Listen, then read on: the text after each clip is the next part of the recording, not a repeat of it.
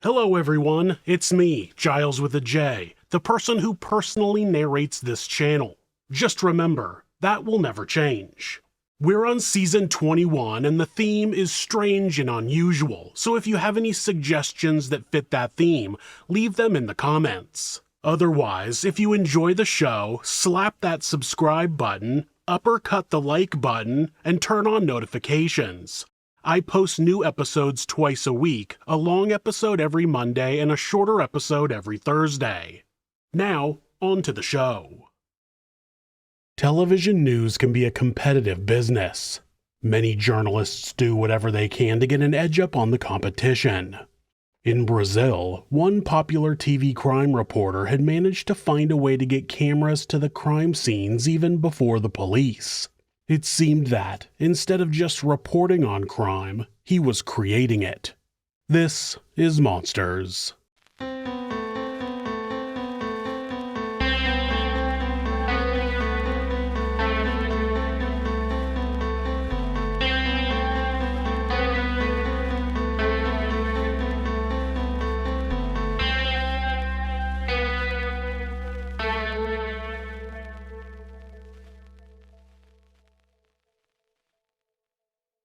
Wallace Souza was born on August 12, 1958 in Manaus, Brazil.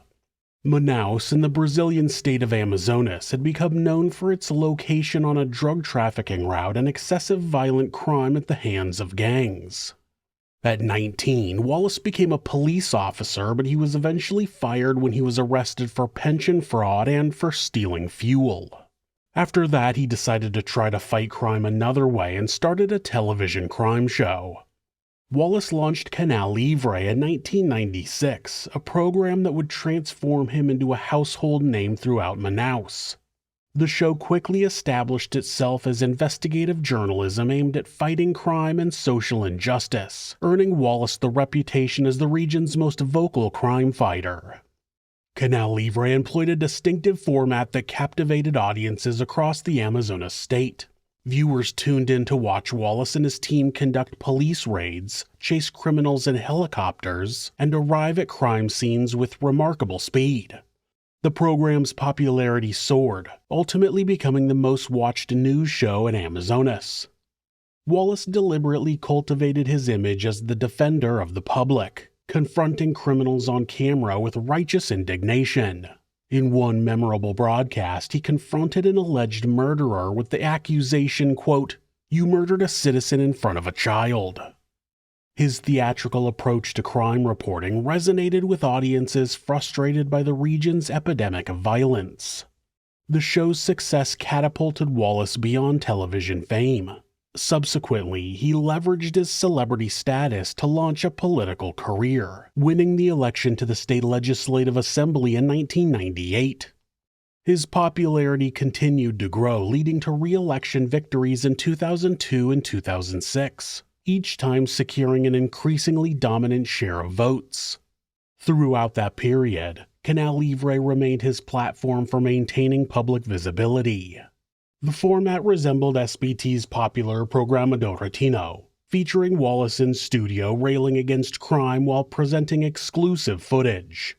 Additionally, he occasionally performed stunts that enhanced his heroic image, such as negotiating with armed gangsters who had taken him hostage, then rushing to the studio to report on his ordeal. His biography on the state legislature's website described him and his brother as courageous brothers who brought hope to the less fortunate. That carefully crafted narrative helped Wallace maintain his influence in Manaus, a remote city surrounded by jungle that was struggling with lawlessness and violence.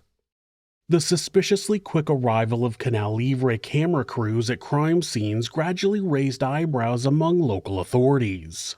Tomás Augusto Correa, the local police intelligence chief, noted, quote, "Our investigations indicate that they went as far as creating facts. Crimes were committed in order to create news for the group and for the program." Wallace employed several questionable tactics to maintain his show's edge. His team strategically positioned staff at police stations and the Manaus morgue to receive early information about newly discovered bodies. Furthermore, they monitored police radio dispatches using scanners, allegedly giving them advance notice of incidents. When questioned about his methods, Wallace insisted those legitimate practices explained his crew's consistent first-on-the-scene appearances. But how could hearing about the crime on the radio get the reporters to the scene before the police? How could being at the morgue make them know about the location of a crime literally minutes after it happened? And not just once, but every single time. Police investigations revealed disturbing patterns that suggested something more sinister.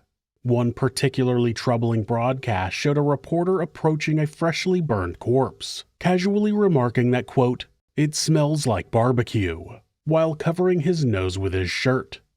That reporter immediately knew the victim's gender, that he hadn't been shot, and that he had been set on fire using gasoline as an accelerant. How was it possible that the reporter already knew that as he arrived on the scene before the police? Authorities later claimed that that victim was among 5 people allegedly murdered at Wallace's direction.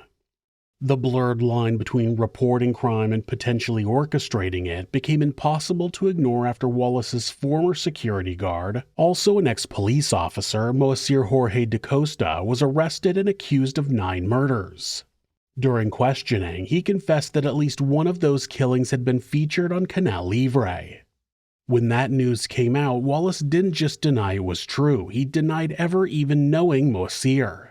The problem was that investigators found a photograph of both Wallace and Moacir hanging out in a pool together. Meanwhile, Wallace continued presenting himself as a crusader against lawlessness. Police suspicions crystallized after the broadcast showing the burning body in the woods long before authorities arrived. That timing discrepancy proved difficult to explain through conventional journalistic methods. Consequently, what had begun as sensationalist crime reporting, a tactic used throughout media history to attract audiences, allegedly evolved into something unprecedented: the deliberate creation of crimes specifically for broadcast content, representing perhaps the most extreme case of media sensationalism ever documented.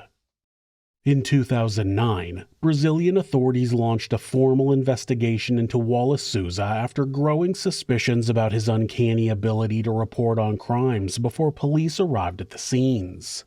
The investigation intensified following the arrest of Moacir Jorge da Costa, who made a shocking confession that implicated his employer in multiple murders. Initially, police suspected Wallace of commissioning at least 5 murders specifically to boost ratings for Canal Livre while simultaneously eliminating rivals in the drug trade. The state police intelligence chief explained, quote, "The order to execute always came from the legislator and his son, who then alerted the TV crews to get to the scene before the police." A raid on Wallace's residence yielded substantial evidence, including 250,000 Brazilian reals, which would be almost 45,000 American dollars, in cash, multiple high-caliber assault rifles, and other weapons. They found specialty ammunition that was only supposed to be available to the police.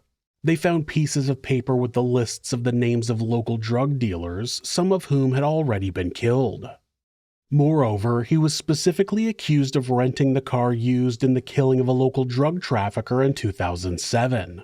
That discovery prompted authorities to expand their investigation, ultimately leading to nearly 20 arrests connected to the case.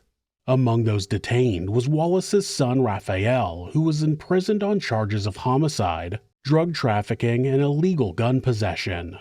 15 others, including several police officers and a police chief, were also arrested for their alleged involvement.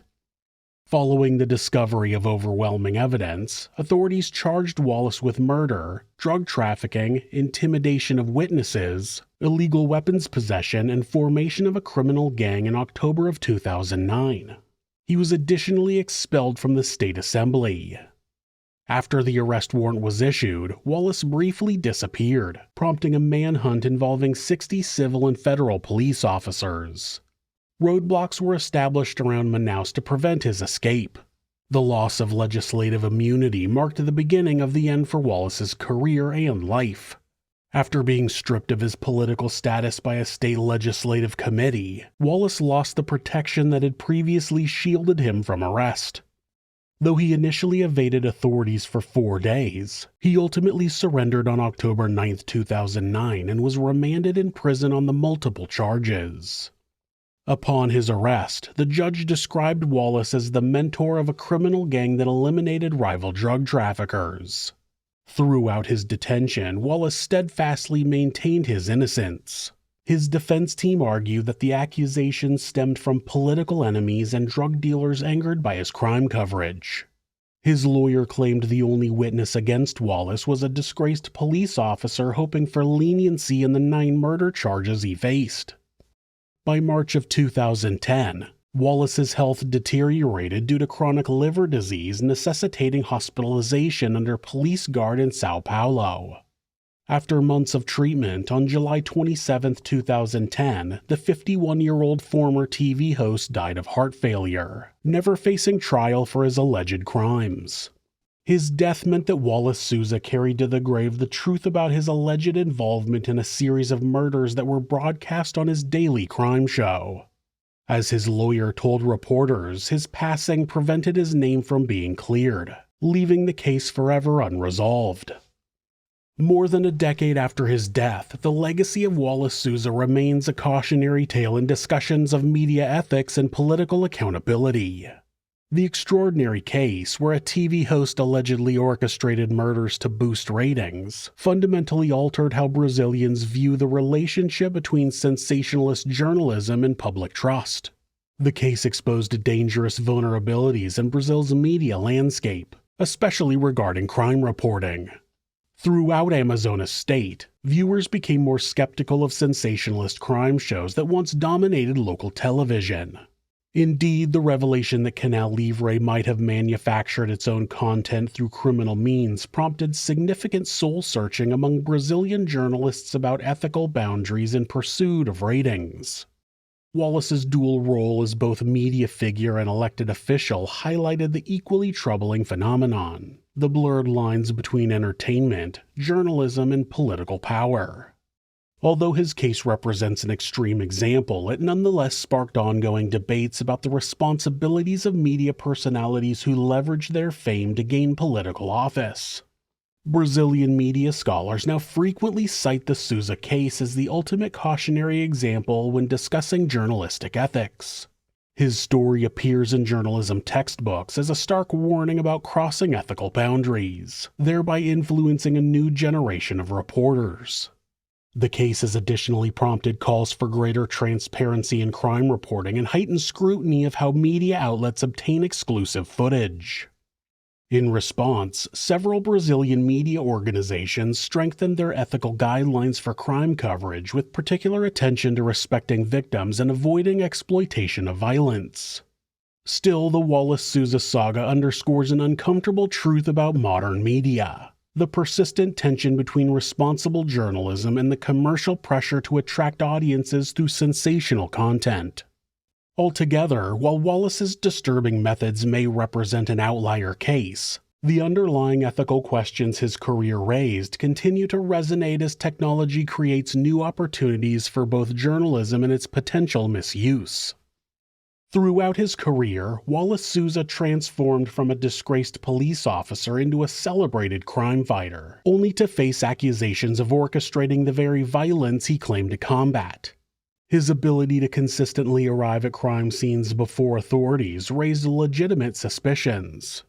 The evidence gathered against him painted a troubling picture: weapons, substantial cash, and testimony from former associates collectively suggesting his involvement in numerous crimes.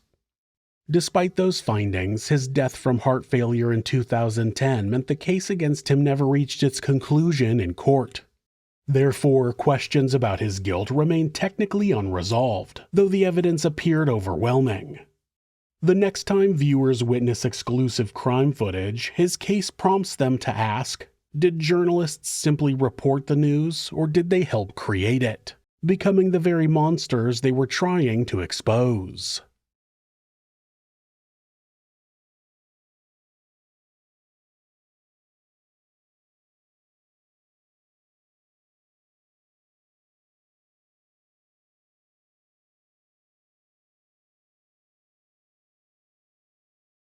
Thanks so much for letting me tell you this story. If you're a fan of true crime, hit subscribe and turn on notifications so you don't miss an episode. You can also hit like or leave a comment. If you'd like to support the show, check out our merchandise at thisismonsters.com. The link is in the description. Thanks again, and be safe.